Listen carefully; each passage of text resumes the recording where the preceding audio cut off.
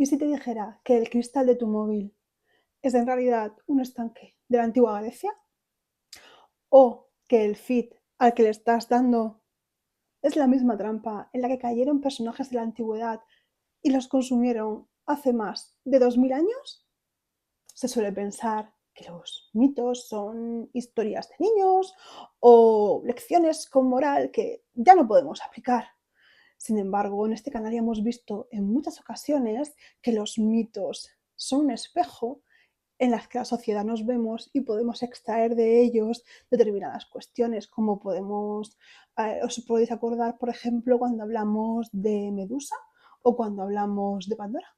Hoy vamos a hablar de una de las figuras más trágicas y paradójicamente actuales de la mitología. Bienvenidos a un viaje entre la elocuencia divina, el castigo y la fragmentación. Hoy, en Mujeres de Mala Vida, Eco.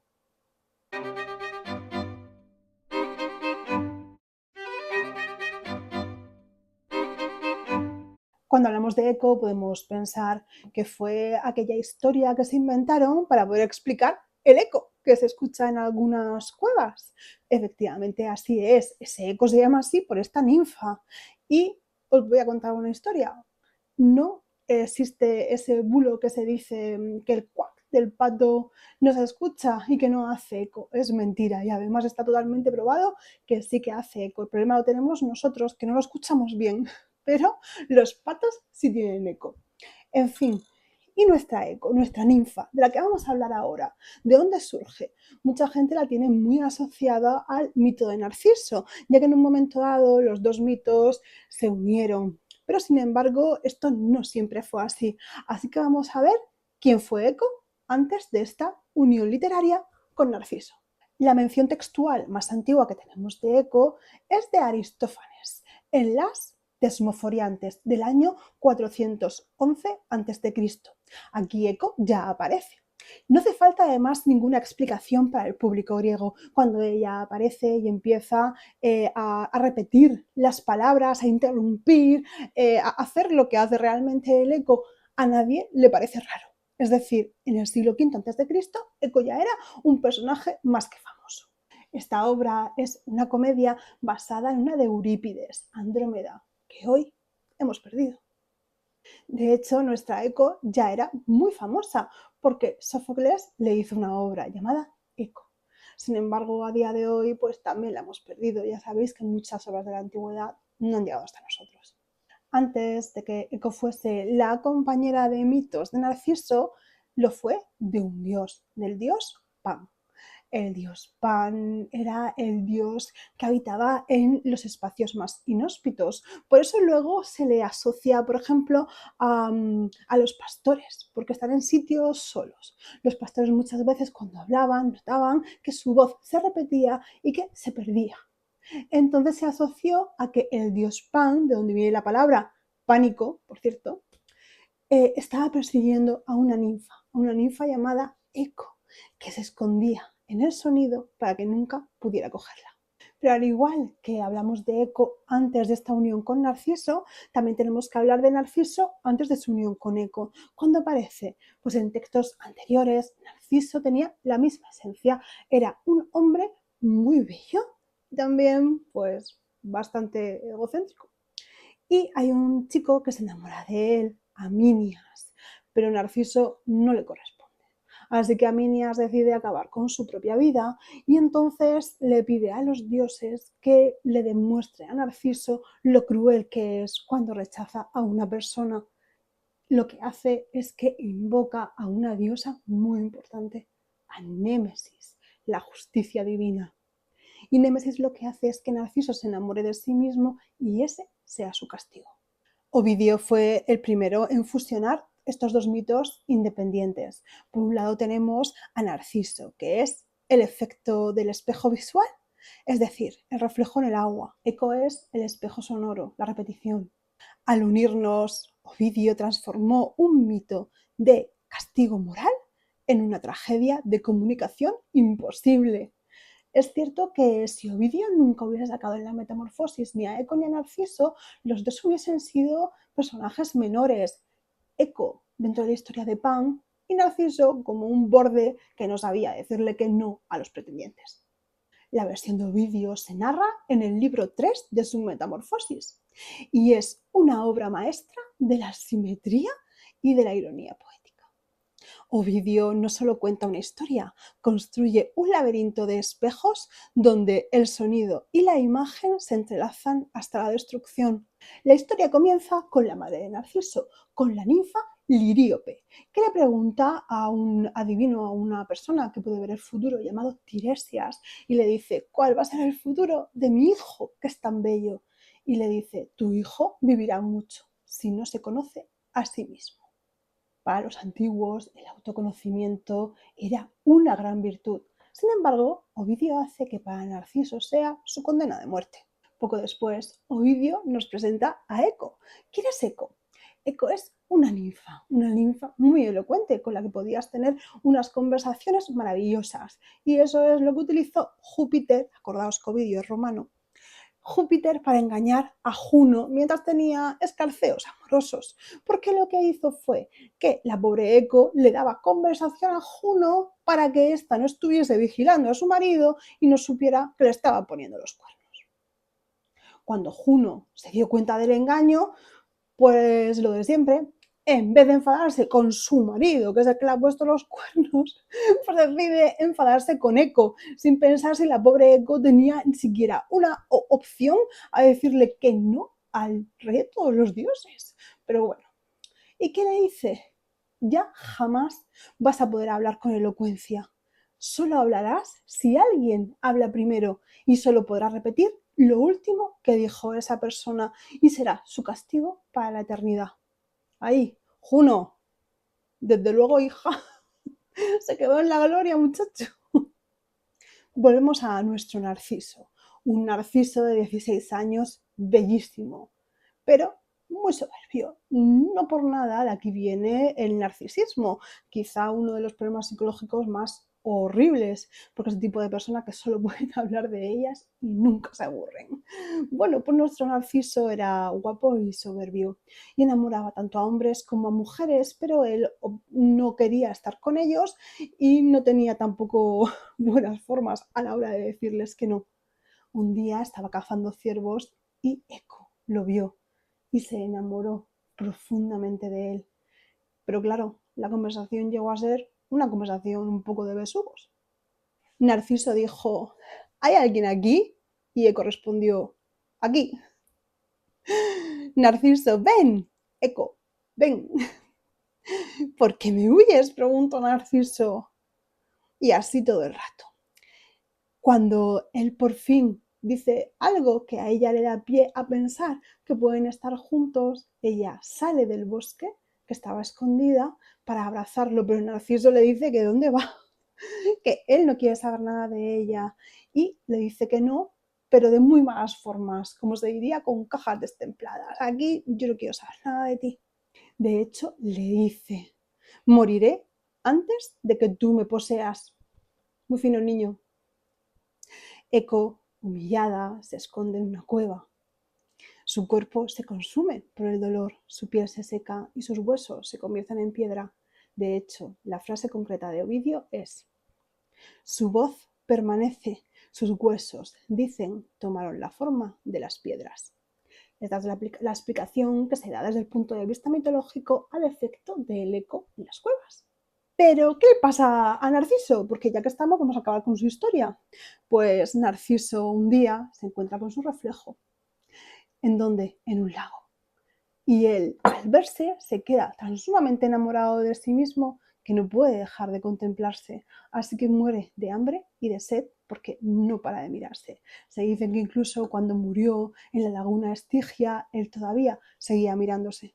El libro de Ovidio no por nada se llama La Metamorfosis, ya que mientras por un lado Eco se convierte en el eco que escuchamos en las cuevas, Narciso se convierte en esta flor que se llama Narciso. El análisis de la obra de Ovidio desde el punto de vista filosófico siempre ha ido por el lado de que, por un lado, Eco es la falta de identidad por exceso de otra persona, mientras que Narciso es la falta de identidad por sí mismo. Se quiere tanto a sí mismo que al final es como que se va retroalimentando sobre lo que ve. En el siglo II después de Cristo hay otra versión sobre el mito de Eco que es bastante más oscura que la que acabamos de narrar de Ovidio. La podemos leer en la novela pastoril llamada Daphnis y Chloe de Longo. En esta Eco no es una ninfa, es una mujer muy bella y que ha sido criada por las ninfas y tiene un don maravilloso para tocar instrumentos, para cantar y para todo lo que tiene que ver con la música. ¿Y qué pasa? Que el dios Pan siente una envidia terrible hacia nuestra Eco. Así que un día que ella estaba cantando para unos pastores, les introduce una locura conjunta que hacen que cojan a la pobre muchacha y la hagan piezas. Las ninfas lloraron muchísimo la muerte de Eco, a la que habían criado, así que deciden las musas coger, o sea, las ninfas lloraron y las musas cogieron esas partes de Eco y las guardaron en la tierra. Fue Gea la que guardó su voz. Por eso, Eco no solamente repite palabras, también repite el viento y todo lo que escucha alrededor. Al analizar la tragedia de Eco y sobre todo en la que está en conjunto con Narciso desde el punto de vista de la época digital, nos damos cuenta que los mitos siguen más vivos que nunca. No solo encontramos una coincidencia temática, descubrimos que las redes sociales son, en esencia, la arquitectura tecnológica de una maldición antigua. En este mito clásico, el gran error de Narciso no fue solamente esta belleza y esta soberbia por la que lo conocemos, sino porque es incapaz de distinguir entre el yo y la representación del yo cuando se mira en el estanque de Tespias. Narciso se enamora de una imagen que no tiene profundidad. Él no puede ni tocarlo, ni besarlo, ni llegar hasta él, y si toca el estanque, además, desaparece. El feed moderno es nuestro estanque privado. No publicamos nuestra realidad, nuestras cavernas, como diría Platón, sino una versión bidimensional, filtrada y además estética. Hoy, la muerte no es física, es psíquica. La parálisis ante esta métrica. Si el reflejo no devuelve la validación que esperamos, el sujeto siente que deja de existir. La profecía de Tiresias, que dice Narciso vivirá mucho si no se conoce a sí mismo, vemos que hay un paralelismo con nuestro mundo digital. Cuanto más perfectos y más maravillosos queremos salir en redes sociales, muchas veces más perdemos nuestra propia esencia. Eco sin duda es la más trágica de todas. Llega Juno y le dice, ya no vas a poder jamás hablar por ti misma, solo vas a repetir lo último que digan los demás, pierde su identidad, pierde su propia voz. ¿Y cómo podemos analizar esto desde el punto de vista actual digital? Actualmente en redes sociales lo que estamos buscando es una validación por lo que se llama mímesis. Usamos los mismos hashtags, los mismos audios en TikTok, las mismas opiniones a veces prefabricadas por otras personas que nos parecen más guay o más cool que nosotros. Somos como Eco, repetimos el discurso del narciso de turno porque pensamos que nuestras ideas no van a ser igualmente validadas como lo ha sido la de un influencer o la de una persona que tiene más likes o más seguidores que nosotros. La maldición de Juno no es otra que el algoritmo. No nos permite escuchar voces nuevas, solo nos devuelve el eco de lo que ya pensamos o lo que el sistema decidió que debíamos repetir. La interacción digital no es un diálogo, es el arte de monólogos que rebotan, como el eco. La unión de Eco y Narciso en el mundo digital nos habla de una validación vacía. Narciso es quien postea, y Eco es la persona que le da un like, un fueguito o alguna cosa dentro de redes sociales. Narciso, sin ese eco, sin ese like, al final no es nadie. El drama final es que Narciso se enamora de un reflejo, es decir, del agua fría, de la nada, nada que pueda tocar. Y cuando Eco cree que él le devuelve sus propios sentimientos y va a abrazarlo, él la rechaza. En la validación moderna buscamos una conexión humana a través de una interfaz que lo imposibilita.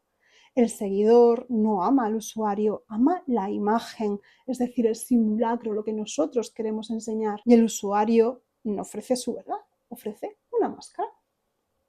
Al final, ambos terminan desvaneciéndose. Narciso convertido en una flor que solo sabe mirar hacia abajo y Eco convertida en una simple roca que devuelve sonidos. Nuestra iconografía digital devuelve un mito antiguo. Las redes sociales funcionan como un estanque en el que Narciso vuelve a mirarse y donde la voz de Eco se ha convertido en el algoritmo, enganchada a devolver solo lo que ya se ha dicho y aplaudido. Hoy el estanque en el que se miraba Narciso, el de Tespias, pues se ha convertido en selfies, reels, carruseles, redes sociales, todo lo que podamos ver desde el punto estético más bonito posible.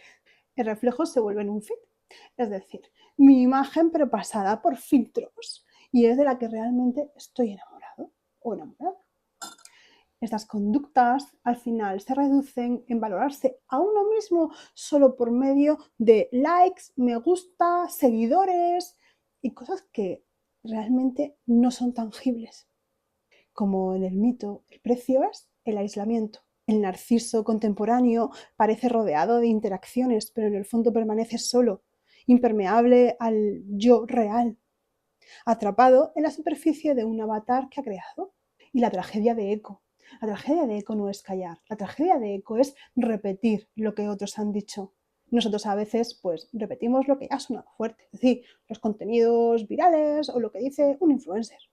Además, amplifica discursos que no necesariamente tienen profundidad, pero sí potencial en el clic, el comentario o en la polémica, devolviéndonos una y otra vez las mismas palabras, las mismas poses y los mismos debates. Como eco, el algoritmo no indica conversación, no desea, no propone, tan solo replica patrones detectados, reforzando lo que ya funciona estadísticamente. La pérdida de voz de eco refleja que el usuario deja de hablar de sí para adaptarse a lo que el sistema premia, es decir, repite tendencias, guiones, estéticas, frases hechas, porque esto es lo que funciona en redes.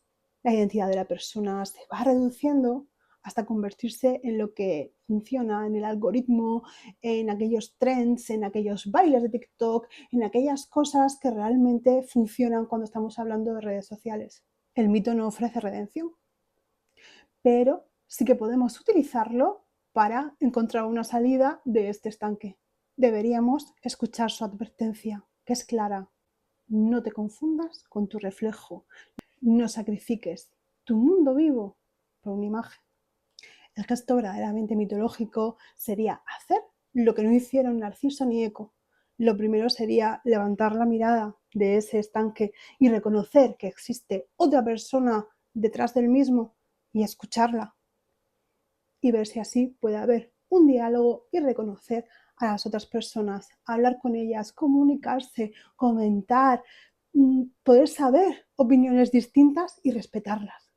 Hoy somos eco cuando utilizamos lo que ha sido un vídeo viral en nuestras redes para intentar conseguir más likes o más personas que nos sigan. Pero también somos narciso cuando queremos salir perfectos en todas las situaciones y además que nos siga muchísima gente, aunque eso nos esté secando por dentro. Estamos viviendo en una cámara de eco, donde todo se repite, pero no existe nada nuevo. El reto de hoy no es borrar las redes sociales, ni mucho menos. Es levantar la mirada y reconocer a las personas que tenemos enfrente. Y si te ha gustado el contenido, ayúdame a que el algoritmo, es decir, la maldición de Juno, no me llegue y lo vea muchísima más gente y pueda pensar un poco sobre Narciso o sobre Eco. Pero dime tú en comentarios, ¿cómo te sientes? ¿Más Narciso o más Eco dentro de las redes sociales? Dale like, me gusta y sígueme para más, que ya sabes que aquí te escuchamos, comentamos y todo lo que me vengas a decir, yo estaré ahí para responderte. El próximo vídeo llegaremos con una mujer muy interesante, así que no te lo pierdas, da a la campanita para que te avise para el siguiente vídeo. Hasta la próxima.